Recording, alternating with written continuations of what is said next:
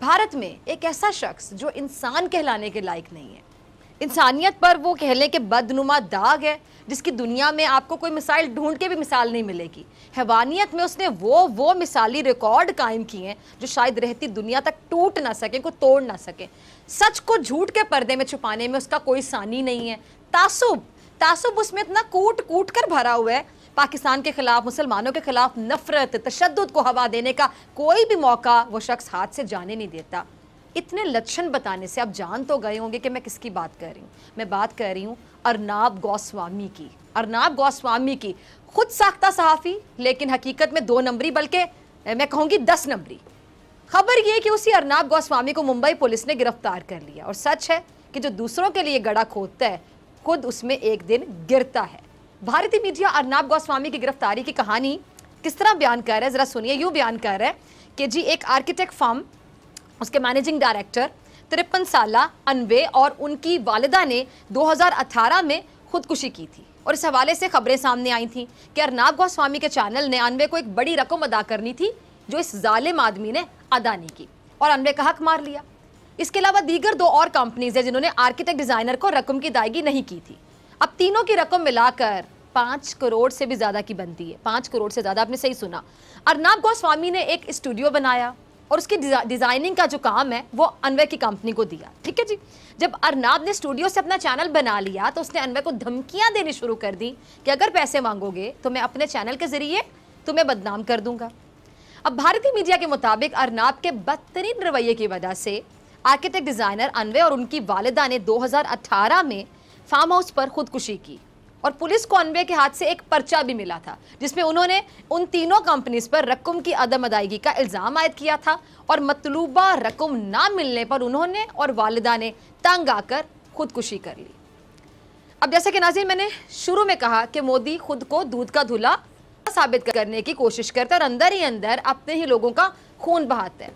हिंदुत्व के दावे तो बड़े हैं, लेकिन ये कैसी कट्टर इंतहा पसंद सोच है जिसको शिद्दत पसंदी के आगे कुछ नजर ही नहीं आता। मतलब नाम नेहाद शाइनिंग इंडिया में इंसाफ आखिर किस चिड़िया का नाम है? ये जरा जानने के लिए ना आप ये अनवे की अहलिया का क्लिप देखिए, सुनिए वो क्या कहती हैं। बहुत सी चीजें आपको समझ आ जाएंगी, देखिए जरा।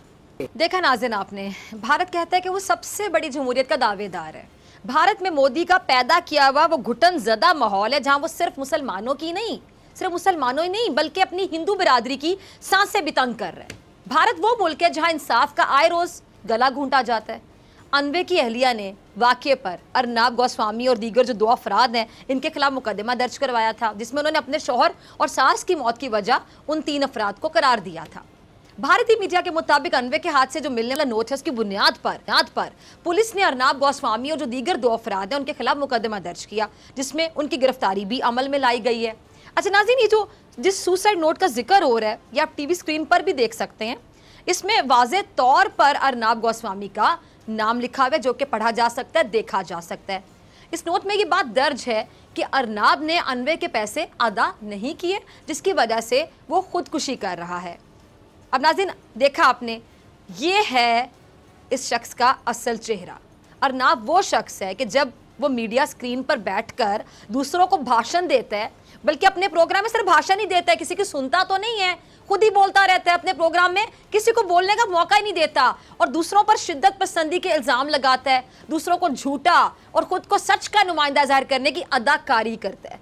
अदाकारी, लेकिन हकीकत में खुद सबसे बड़ा जालिम, कातिल भी। ये देखे ना, कातिल है, ये झूठा है, शिद्दत पसंद है, जालिम है, कातिल है ये शख्स जिसका नाम है अर्नाब गोस्वामी।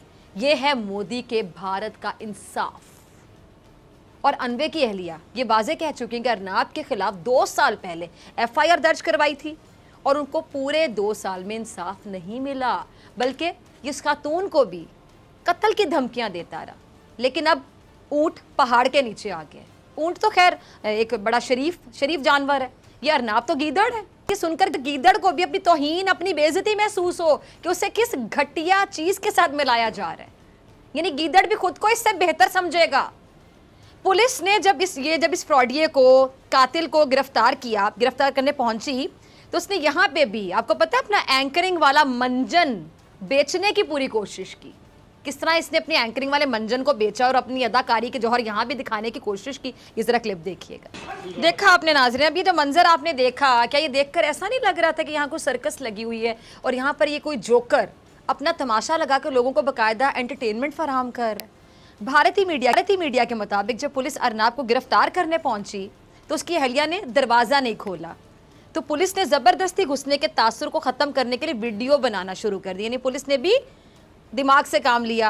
और जब पुलिस अरनाब के घर में दाखिल हुई और उसे गिरफ्तार करने की कोशिश की, तो अरनाब की अहलिया, चूंकि अरनाब की अहलिया, तो उसने इससे यही उम्मीद की जा सकती थी कि उसने वीडियो बनानी शुरू कर दी ताकि पुलिस को ब्लैकमेल करने की कोशिश की जाए। लेकिन पुलिस भी सियानी थी, पुलिस ने पहले ही कि इस तरह का तासुर देने की कोशिश ना की जाए कि ज़बरदस्ती घुस रहे हैं वो, पुलिस ने भी वीडियो बनानी शुरू कर दी थी। अच्छा, अब ये इल्ज़ाम फिर भी इस तरफ से लगाया गया कि जी पुलिस ज़बरदस्ती घर में घुसी और इसको गिरफ्तार कर लिया, जैसे दुनिया का बड़ा मासूम शख्स है ये, हालांकि हकीकत में कातिल है, जालिम है, शिद्दत पसंदी फैलाता है, फ्रॉडिया है ये, जिसको पुलिस पकड़ कर ले गई। अब कभी आपने देखा होगा इस वीडियो में, अभी भी साथ ही वीडियो चल रही, देखिए जरा, कभी ये सोफे पर बैठ के सोशल डिस्टेंसिंग रखने का ड्रामा करता है, यानी अपना डरौना चेहरा छुपाने के लिए कोरोना वायरस का सहारा ले रहा है। बेचारा कोरोना का बहाना करके कोशिश कर रहा है कि पुलिस शायद इसकी जान बख्श दे, लेकिन सारे तरीके इसके, सारे ड्रामे और सारी इसकी अदाकारी जो है वो बेकार गई। लगता ये कि शायद ये जो अरनाब गोस्वामी है ना, पैदाइशी तौर पर एक बदतमीज तबीयत का इंसान है। जब इसने पुलिस के साथ भी बदसलूकी करना चाहिए था, पुलिस इसको ज़बरदस्ती धक्के देकर, जो इसकी थी ना, इसको इसकी औकात याद करवा के इसको धक्के देकर अपने साथ ले गई। अभी कम ज़र्फ आदमी पर अभी 3rd डिग्री का पूरी तरह से इस्तेमाल भी नहीं हुआ था कि ये पहले चीख चीख के बताने लगा कि मेरे साथ तो बहुत बड़ा जुल्म हो गया, बड़ी ज़्यादती हो गई, तशद्दुद हो गया, पुलिस मुझ पर तशद्दुद कर रही है, पता नहीं क्या ही इसने रोना रोना शुरू कर दिया। ये देखिए ज़रा क्या कह रहा है ये। देखा आपने, इसके ड्रामे यहाँ भी जारी थे, यानी इसका स्टूडियो नहीं है लेकिन यहाँ पे भी इसके ड्रामे जारी हैं। अब उल्टे काम करोगे, मोदी की कठपुतली बन के लोगों की जिंदगियों से खेलोगे, तो ऐसे में तुम क्या उम्मीद रखते हो कि क्या तुम्हें फूलों के हार पहनाए जाएंगे? करतूतें हैं तुम्हारी कि तुम्हें फूलों के हार कोई पहनाए? ये तुम्हारी औकात है जो सबके सामने आ गई है, एक्सपोज हो गए हो तुम्हें तो अभी 2 हाथ नहीं पड़े और तुमने चीखें मारना शुरू कर दी। तुम्हारी तो छितरौल होनी चाहिए थी।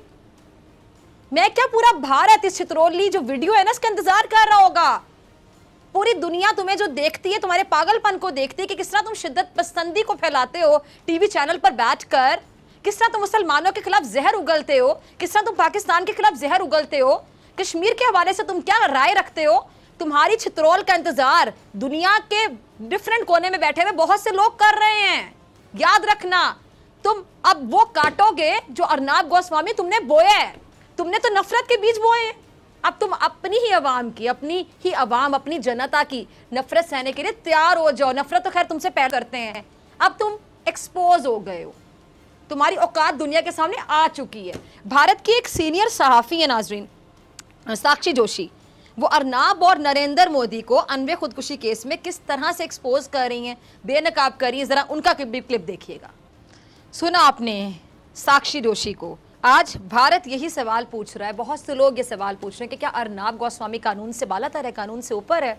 इसका जवाब मैं आपको देती हूँ। जब तक मोदी का ये बाकायदा पपेट है ना, मोदी का पपेट उसके हाथों में जब तक खेलता रहेगा, तब तक ये कानून से ऊपर ही है। इसका जवाब यही है कि हाँ, ये कानून से ऊपर होगा जब तक ये मोदी के हाथों में खेलता रहेगा। जरा देखिए कि 2018 में अनवे नामी शख्स अरनाब के जुल्म का निशाना बनकर अपनी जान से हाथ धो बैठता है, लेकिन मामले को दबा दिया जाता है। वो तो भला हो कि भारत की जो रियासत है महाराष्ट्र, वहां पे शिवसेना और कांग्रेस का इत्तेहाद है। अगर यहां भी सोचिए जरा कि बीजेपी काबिज होती तो ये मामला क्या कभी बाहर आता, एक्सपोज होता? ये बंदा हो ही नहीं सकता था। लेकिन ये जो महाराष्ट्र की इंतजामिया है, इसने मामले को उठाकर बाकायदा जिंदा कर दी है, जिसके बाद मोदी हुकूमत बाकायदा मरने वाली हो गई है। मोदी और उसका जो कठपुतली ये अरनाब है, ये अपने चैनल पर जहर घोल रहे होते हैं। यहाँ सिर्फ रज कर झूठ बोला जाता है, झूठ बेचा जाता है। और यही वजह है कि भारत की जो सीनियर सहाफ़ी हैं, वो अपने लोगों को कह रही हैं कि अरनाब का चैनल ना देखिए, क्योंकि उस चैनल पर बाकायदा सोची समझी साजिश के तहत आपके जहन को बदलने की कोशिश की जाएगी। नफरत का सबक पढ़ाया जाएगा उस चैनल पर। मुसलमानों से नफरत का सबक पढ़ाया जाएगा, कश्मीरियों से नफरत कैसे करनी है ये पढ़ाया जाएगा, और तो और निचली जात के हिंदुओं से नफरत का सबक ये पढ़ाता है ये चैनल। ऐसा सबक जिसे पढ़ने वाला दूसरों की जान लेने के लिए तैयार हो जाएगा। ये बात कोई गलत बात नहीं कह रही है खातून, बिल्कुल ठीक कह रही है।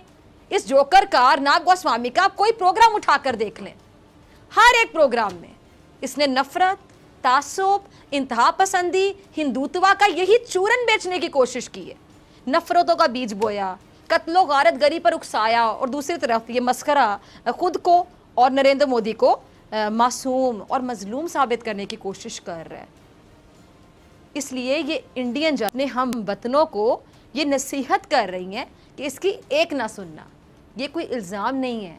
आप देखें सारे भारत में इस मस्खरे की गिरफ्तारी पर मरोड़ उठा भी तो पता है किसके पेट में? योगी आदित्यनाथ के पेट में। ये देखिए ज़रा क्या कहता है। सुना आपने शख्स को, मोदी के चमचे अर्नब पर हाथ डाला गया तो योगी आदित्यनाथ को मीडिया पर हमला याद आ गया। योगी आदित्यनाथ, जरा याद करो, जब गुजरात में तुमने खून की होली खेली थी, क्या वो इंसानियत पर हमला नहीं था? मुसलमानों और मकबूजा कश्मीर में लोगों पर जो जुल्म ढाए, क्या वो हमला नहीं था तुम्हारे मुताबिक? अपनी जान पर बान आई तो होश आ गया।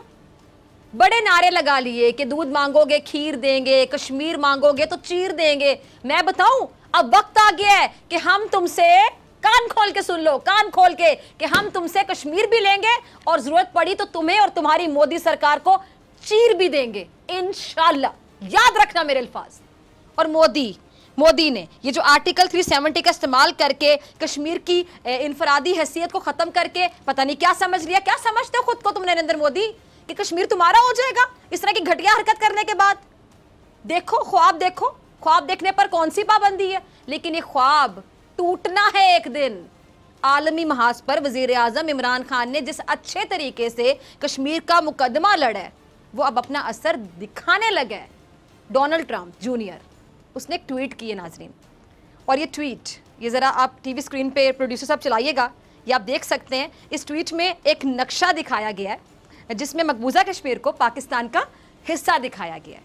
अब मैं ज़रा आपकी याद दहानी के लिए आपको बता दूं कि वज़ीर आज़म इमरान खान साहब ने कश्मीर को पाकिस्तान के नक्शे में शामिल किया था। और ये आप ये ट्वीट ज़रा देख लें, गौर कीजिएगा, ये ट्वीट है और इमरान खान साहब का क्लिप भी होगा, टीम ज़रा वो भी चलाइएगा। देखा आपने कि इमरान खान साहब ने इस बहादुरी के साथ कश्मीर का मुकदमा लड़ा है और लड़ रहे हैं, और आलमी सतह पर उनके मौके को जो पजीराई मिल रही है वो आप डोनाल्ड ट्रंप जूनियर के इस हैरत अंगेज ट्वीट से देख सकते हैं। वो अधूरा ख्वाब कि कश्मीर बनेगा पाकिस्तान हकीकत का रूप धारने के करीब है। भारत डोनाल्ड ट्रंप जूनियर की इस ट्वीट पर काफ़ी शोर मचा रहा है, और मोदी का ये जो गोदी लिया हुआ मीडिया है ना, गोदी मीडिया, इस पर सख्त बरहमी का इजहार भी कर रहा है। और करे भी क्यों नहीं, इसको आलमी सतह पर एक बड़ी नाकामी का जो सामना करना पड़ा है। अब यही रिएक्शन था ना इनका। भारत ने बड़े पैसे लगाए थे ट्रंप पर, बड़ी चमचागिरियां भी की थी, लेकिन ये सारी सरमायाकारी अब भाड़ में जाती हुई नजर आ रही है। वज़ीर-ए-आज़म इमरान खान साहब ने मोदी को बाकायदा नाक के बल जमीन पर पटक कर रख दिए। इसी को कहते हैं पटक कर रखना। ट्रंप ने जब मोदी से मुलाकात की तो याद करें तो उसने उस वक्त कश्मीर के मामले पर सालिसी की पेशकश की थी, तो मोदी और उसके मीडिया को आग लग गई थी। और यही पेश इमरान खान से मुलाकात के वक्त की तो मोदी और उसकी जो गोदी लिया हुआ मीडिया, गोदी मीडिया, उसकी शक्लें देखने वाली थी। ट्रंप का भी क्लिप होगा, टीम ज़रा वो भी चलाइएगा। असनाज़ी में एक और चीज़ आपको बताना चाहती हूँ, याद करवाना चाहती हूँ कि शंघाई ताउन तंजीम का ऑनलाइन कौमी सलामती के मुशीरों का जो इजलास मुनक्किद हुआ था, उस मौके पर पाकिस्तान की जो नुमाइंदगी है वो डॉक्टर मोहित यूसुफ ने की थी। इजलास की सबसे अहम बात पता क्या थी कि पाकिस्तान की नुमाइंदगी करने वाले डॉक्टर मोहित यूसुफ के पीछे पाकिस्तान का जो नया सियासी नक्शा है ना वो लगा हुआ था, जिसमें कश्मीर भी शामिल था। अब उस पर भारत के जो कौमी सलामती के मुशीर हैं अजीत डोवल, उसकी जानिब से नक्शे पर एतराज़ उठाया गया, और इस एतराज़ को शंघाई ताउन तंजीम के तमाम मेंबर्स की जानिब से रद्द कर दिया गया, और रूस ने उस मौके पर पाकिस्तान का सबसे ज़्यादा साथ दिया था। अब यकीनी तौर पर यह अजीत डोवल के लिए शर्म से डूब मरने का मुकाम था, लेकिन क्या करें, बेशर्मों का शर्म से क्या क्या काम उनका शर्म से, ये तो उन्हें छूकर भी नहीं गुजरी।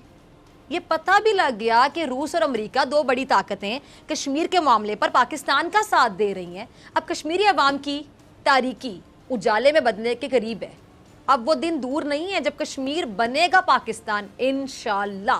कश्मीर की वादियों में आज़ादी का सूरज तुलू होगा इंशाल्लाह। अब मोदी और अर्नब जैसे जो नासूर है ना, उनके मुंह पर कालक मले जाने का वक्त है, क्योंकि जुल्म का जो निज़ाम है वो ज़्यादा देर चल नहीं सकता। अब ऐसे नहीं चलेगा। मिलते हैं ब्रेक के बाद।